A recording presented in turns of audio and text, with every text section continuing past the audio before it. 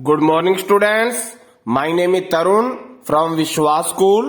तो जैसा कि हम हमारी ऑनलाइन क्लास में इससे पहले वाली जो ऑनलाइन क्लास थी उसमें रागों के समय सिद्धांत के बारे में हम पढ़ रहे थे। तो हमने यहां तक हमने किया था, पहले हमने पढ़ा था रे और ध कोमल स्वर वाले राग, कि जिन रागों में रे और ध कोमल स्वर लगते हैं और अन्य सभी स्वर शुद्ध लगते हैं, उन रागों के गायन और वादन का समय दिन का प्रथम पहर होता है। जैसे राग भैरव, रे और ध जिन रागों में कोमल लग जाते हैं। उसके बाद हमने पढ़ा था रे और ध शुद्ध स्वर वाले राग, कि कुछ राग ऐसे हैं जिनमें रे और ध स्वर शुद्ध लगते हैं और इसके साथ कुछ अन्य स्वर होते हैं वो भी शुद्ध लगते हैं। तो फिर उन रागों का समय दिन का दूसरा पहर माना गया है, ऐसा बताया गया था आपको। लेकिन इसके साथ एक कंडीशन भी बताई थी कि जिन रागों में रे और ध ये स्वर तो शुद्ध है लेकिन साथ में बाकी शुद्ध नहीं है, क्या आ जाते हैं? कोमल।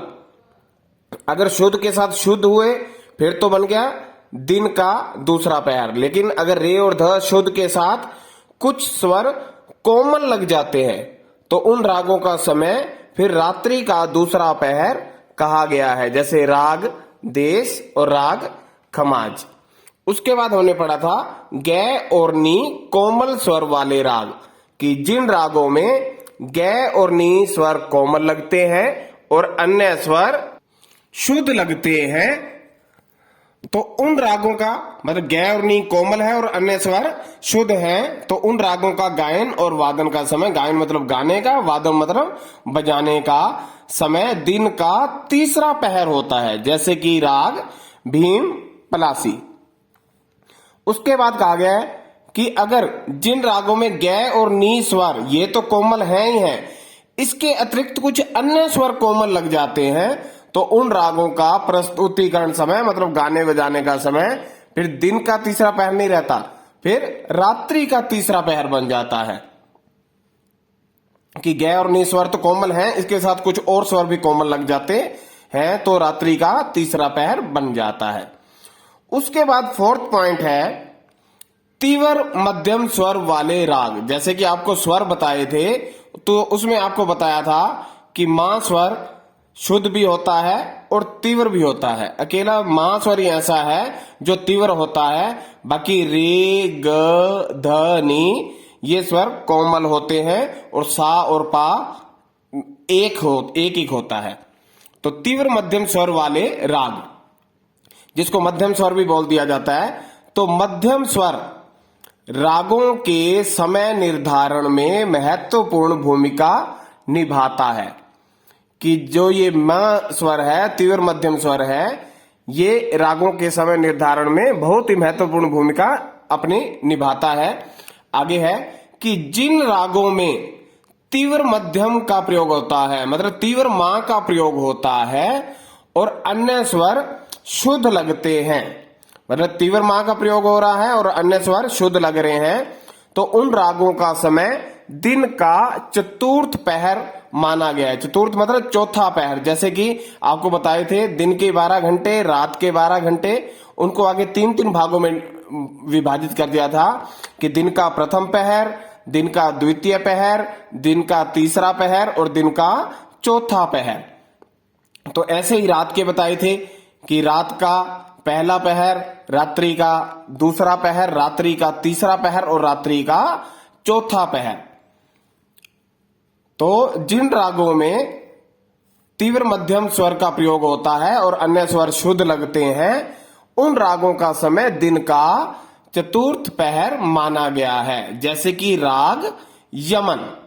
राग यमन एक ऐसा राग है जिसके अंदर तीव्र मां का प्रयोग होता है। और तीव्र मध्यम स्वर वाले रागों को सायंकालीन राग भी कहा जाता है, क्योंकि शाम का समय हो गया चतुर्थ पहर। परंतु जिन रागों में तीव्र मध्यम के साथ, यहां बताया है कि तीव्र मध्यम के साथ अगर बाकी स्वरों में शुद्ध लग जाते हैं फिर तो है दिन का चतुर्थ पहर। लेकिन जिन रागों में तीव्र मध्यम स्वर के साथ अन्य स्वरों में कोमल स्वरों का प्रयोग हो जाता है, फिर क्या हो जाता है? उन रागों का समय रात्रि का चतुर्थ पहर बन जाता है। तो इस बात को आपने ध्यान रखना है कि तीव्र मध्यम के साथ अगर अन्य स्वर शुद्ध लग रहे हैं तो फिर तो है दिन का चतुर्थ पहर, लेकिन अगर तीव्र मध्यम के साथ अन्य स्वर कोमल लग जाते हैं फिर उन रागों का समय रात्रि का चतुर्थ पहर बन जाता है।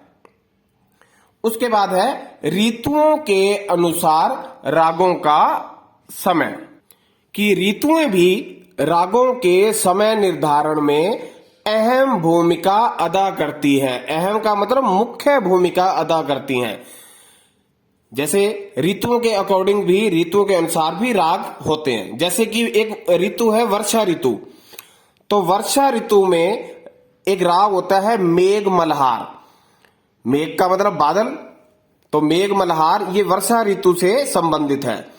तो जब वर्षा की ऋतु होती है तो उस समय ये जो राग है मेघ मल्हार, इसको हम किसी भी समय गा सकते हैं या फिर बजा सकते हैं। तो वर्षा ऋतु में राग मेघ मल्हार किसी भी समय गाया या बजाया जा सकता है। उसी प्रकार जैसे वर्षा ऋतु में राग मेघ मल्हार हो गया, उसी प्रकार बसंत ऋतु में राग बसंत, एक राग का नाम है राग बसंत। तो बसंत ऋतु के अंदर ये राग बसंत का समय उपयुक्त माना जाता है, मतलब किसी भी समय हम इस राग को गा सकते हैं और बजा सकते हैं बसंत ऋतु के समय। तो ऋतुओं के अनुसार भी रागों का समय निर्धारण होता है। तो अलग अलग समय में बता रहे हैं कि कैसे किस समय हम किस राग को गा सकते हैं।